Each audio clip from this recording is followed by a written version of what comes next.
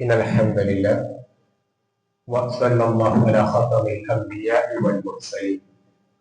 ഏറെ സ്നേഹാദരണീയരായ സഹോദരന്മാരെ സഹോദരിമാരെ, പലപ്പോഴായി സഹാബികൾ പലരും പാടിയ ഒരു കവിതാശകലം പ്രാർത്ഥനാ ഗാനം കൂടിയായിട്ടാണ് ഹദീസുകളിൽ അറിയപ്പെട്ടത്. അല്ലാഹുമ്മ ലൗല അൻത മഹ്തദൈന വല തസദ്ദഖന വല സല്ലൈന. ഖന്ദഖ് യുദ്ധക്കളത്തിൽ നബി സല്ലല്ലാഹു അലൈഹി വസല്ലമ ഈ വരികൾ പാടിയപ്പോഴായിരുന്നു സഹാബികൾക്ക് ആവേശമുണ്ടായത്. ഖന്ദഖ് എന്ന് പറയുമ്പോൾ കിടങ്ങ് എന്നാണ് പറയുക. കുഴി, വലിയ കനാലുകൾ നാം കുടിച്ചത് കണ്ടിട്ടുണ്ട്. അപ്പുറത്തുള്ള ശത്രുക്കൾ മുസ്ലിങ്ങളെ ആക്രമിക്കാൻ വരാതിരിക്കാൻ നല്ല ആഴവും നല്ല വീതിയുമുള്ള കുഴി കുഴിച്ചു, ഒരതിർത്തി മുതൽ മറ്റേ അറ്റം വരെ. അങ്ങനെ ഏതെങ്കിലും ഒരു ശത്രു, നല്ല ചാട്ടക്കാരനായ ശത്രു മുസ്ലിം പക്ഷത്തേക്ക് ചാടുകയാണെങ്കിൽ അവനെ ഒരൊറ്റ അമ്പിൽ വീഴ്ത്തണം, അവൻ ആ കുഴിയിൽ നിന്നും മരിക്കും. ഇതായിരുന്നു ഖന്ദഖ്. ആ ഖന്ദഖിൽ കുഴിച്ചുകൊണ്ടിരിക്കെ അവർ വയറിൽ കല്ല് കെട്ടിയിരുന്നു എന്നാണ്. നമ്മുടെ പഴയ കാലത്ത് കൂലിപ്പണി എടുക്കുന്ന കൂലിത്തൊഴിലാളികൾ ഉച്ചയാകുമ്പോൾ വയറ്റത്ത് മുണ്ടും മുറുക്കി കെട്ടാറുണ്ട്. നമ്മൾ പലരും കണ്ടിട്ടുണ്ടാവും. ആ രൂപത്തിൽ ആ കാലഘട്ടത്തിലുള്ള ഒരു ശൈലിയായിരിക്കാം കല്ല് വെച്ച് കെട്ടുക എന്നുള്ളത്. സഹാബികൾ കല്ല് വെച്ച് കെട്ടിക്കൊണ്ടിരിക്കുമ്പോൾ അവർക്ക് ക്ഷീണം ബാധിച്ചപ്പോ ഇനി നമുക്ക് ആവില്ല എന്ന് പറഞ്ഞപ്പോഴായിരുന്നു നബി സല്ലല്ലാഹു അലൈഹി വസല്ലം തന്റെ വയറ് കാണിച്ചു കൊടുത്തു. ശേഷം അല്ലാഹുവിന്റെ റസൂൽ തൊട്ട് മുന്നേ റബീഅ റളിയല്ലാഹു അൻഹു പാടിയ ആ കവിതാശകലം പാടി, അല്ലാഹുമ്മ ലൗല അൻത മഹ്തദൈന, അല്ലാഹുവേ ഞങ്ങൾക്ക് നീ ഹിദായത്ത് തന്നില്ലായിരുന്നെങ്കിൽ വല തസദ്ദഖന, ഞങ്ങൾ സ്വതഖ ചെയ്യുമായിരുന്നില്ല, വല സ്വല്ലൈന, ഞങ്ങൾ നിസ്കരിക്കുമായിരുന്നില്ല. രണ്ട് കാര്യമാണ് പറഞ്ഞത്. നിസ്കരിക്കുന്നു, സ്വതഖ ചെയ്യുന്നു. അത് രണ്ടും ചെയ്യുവാനുള്ള കാരണം ഹിദായത്ത് കിട്ടി എന്നുള്ളതാണ്. അപ്പോ നമ്മുടെ ജീവിതത്തിൽ ഈ അവസാനത്തെ ശനിയാഴ്ച, റമദാനിന്റെ അവസാനത്തെ ശനിയാഴ്ച, നമുക്ക് നമ്മുടെ റബ്ബിനോട് പറയാനുള്ളത് അത് തന്നെയാണ്. അല്ലാഹുമ്മ ലൗല അൻത മഹ്തദൈന, അല്ലാഹുവേ ഞങ്ങൾക്ക് നീ ഹിദായത്ത് തന്നില്ലായിരുന്നെങ്കിൽ ഞങ്ങൾ ഈ പള്ളിയിൽ വരുമായിരുന്നില്ല, ഞങ്ങൾ സ്വതഖ കൊടുക്കുമായിരുന്നില്ല, ഞങ്ങൾ സക്കാത്ത് കൊടുക്കുമായിരുന്നില്ല, ഞങ്ങൾ തറാവീഹ് നിസ്കരിക്കുമായിരുന്നില്ല, ഞങ്ങൾ ഖുർആൻ പാരായണം ചെയ്യുമായിരുന്നില്ല. ഇങ്ങനെ നമ്മുടെ കർമ്മങ്ങൾ അല്ലാഹുവേ നീ ഹിദായത്ത് തന്നതുകൊണ്ട് മാത്രമാണ്. ഒന്നാമതായി സൗഭാഗ്യമാണ് റമദാൻ എന്ന വിഷയത്തിൽ നാം ഓർക്കേണ്ടത്, ഈ റമദാൻ വന്നത് കൊണ്ടാണ് നമുക്ക് ഇങ്ങനെ ഒരുപാട് നന്മകൾ ചെയ്യാൻ കഴിഞ്ഞത്.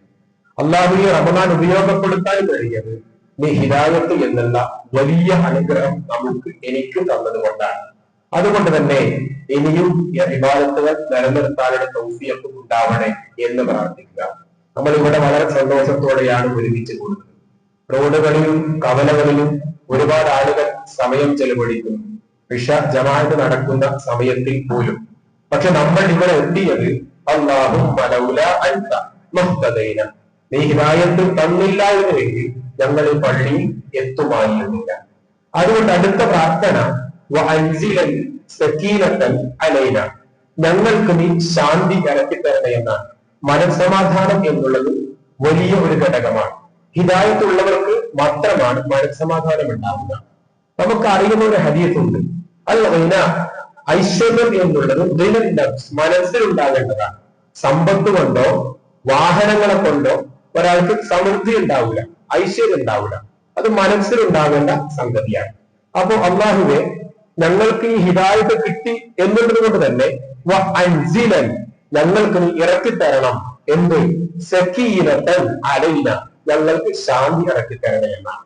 സമാധാനം കിട്ടാൻ നബി സല്ലല്ലാഹു അലൈഹി വസല്ലം പഠിപ്പിച്ച ഒരുപാട് മാർഗങ്ങളിൽ ഖുർആൻ പാരായണം ചെയ്യൽ പറഞ്ഞിട്ടുണ്ട്. മറ്റൊരിക്കൽ ഒരു സഹാബി ചോദിച്ചപ്പോ സലാം പറയാൻ പറഞ്ഞിട്ടുണ്ട്. നബിയെ, എന്റെ വീട്ടിൽ ബർക്കത്ത് കിട്ടാൻ ഞാൻ എന്താണ് ചെയ്യേണ്ടത്? അല്ലാഹു റസൂൽ പറഞ്ഞത്, വീട്ടിലേക്ക് കയറുമ്പോ അസ്സലാമു അലൈക്കും എന്ന് പറയുക, കയറുക, വീട്ടിൽ ബർക്കത്ത് ഉണ്ടാകുമെന്നാണ്. അപ്പോ ഈ റമദാനിൽ നാം ഓർക്കേണ്ട മറ്റൊരു വിഷയം, സക്കീനത്ത് നമുക്ക് കിട്ടണം എന്റെ വീട്ടിൽ സമാധാനം ഉണ്ടാവണം, കുടുംബത്തിൽ സമാധാനം ഉണ്ടാവണം, എന്റെ മനസ്സിൽ സമാധാനം ഉണ്ടാവണം, എന്റെ ജോലിയിൽ സമാധാനം ഉണ്ടാവണം, എന്റെ സമ്പത്തിൽ ബർക്കത്തുണ്ടാവണം.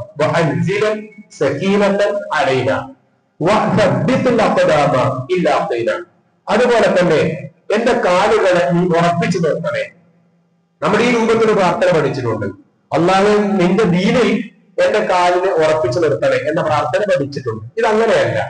തബ്ബിത്ത് ഖൽബി ഇല്ലാ ഖീന, പതറാതെ ഉറപ്പിച്ചു നിർത്തൽ, ദീനിൽ ഉറപ്പിച്ചു നിർത്താനല്ല ഈ പ്രാർത്ഥന.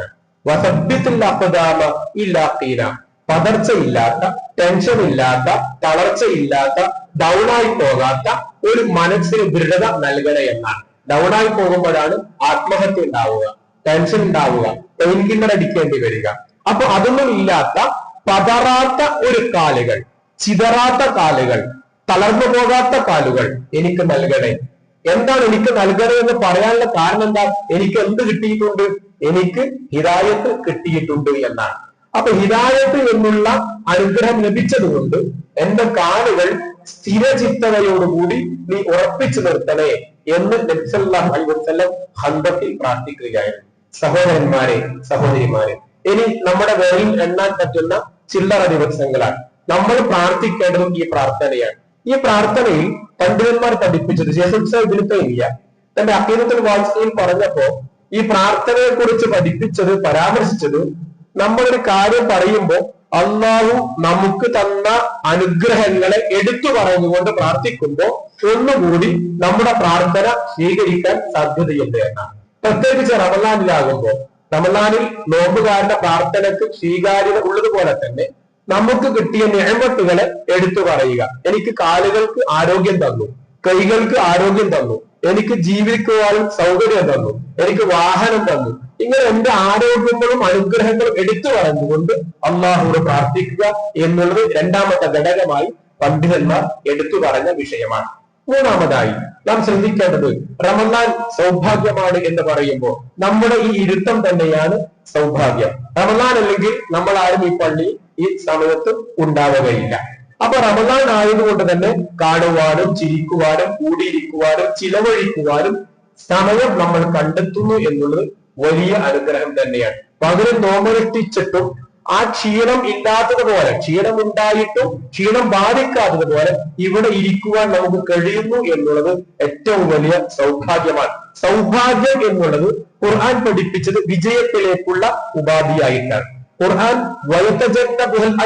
എന്നൊരു പ്രയോഗമുണ്ട്. ദൗർഭാഗ്യവാന്മാർ നരകത്തിലാണ് ഉണ്ടാവുക, സൗഭാഗ്യവാന്മാർ സ്വർഗത്തിലാണ് ഉണ്ടാവുക. അള്ളാഹു കൂടുതൽ ഉൾപ്പെടുത്തുമാറാവട്ടെ. അപ്പൊ സൗഭാഗ്യം എന്നുള്ളത് വിജയത്തിലേക്കുള്ള പാതയാണ്. സൗഭാഗ്യമുള്ളവർക്കാണ് മനസ്സമാധാനം ഉണ്ടാവുക, സൗഭാഗ്യമുള്ളവർക്കാണ് ഇബാദത്തിനുള്ള താല്പര്യം ഉണ്ടാവുക, സൗഭാഗ്യമുള്ളവർക്കാണ് പ്രാർത്ഥിക്കുവാനുള്ള താല്പര്യം ഉണ്ടാവുക, സൗഭാഗ്യമുള്ളവർക്കാണ് അള്ളാഹു ദിക്ർ ചെയ്യുവാനുള്ള താല്പര്യം ഉണ്ടാവുക. അപ്പൊ നമ്മുടെ ജീവിതത്തിൽ ഈ റമളാൻ സൗഭാഗ്യമായിട്ടുണ്ടോ?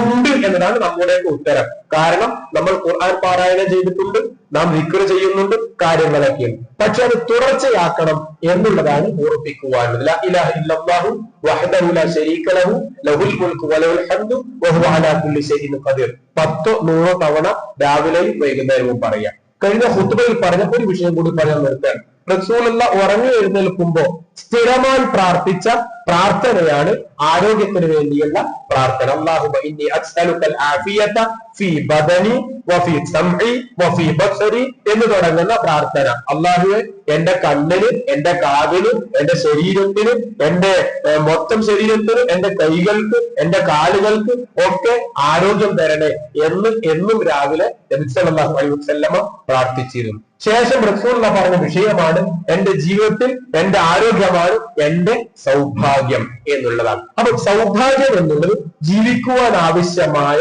ആ ഒരു പ്ലാറ്റ്ഫോമിലാണ് സൗഭാഗ്യം എന്ന് ഭൗതികമായി പറയുക. അപ്പൊ റമളാൻ ആരോഗ്യം കൊണ്ട് നമുക്ക് സൗഭാഗ്യം കിട്ടി, ഇബാദത്ത് കൊണ്ടും സൗഭാഗ്യം കിട്ടി. നേതൃത്വം ശ്രദ്ധിക്കുക. അസ്സലാമു അലൈക്കും.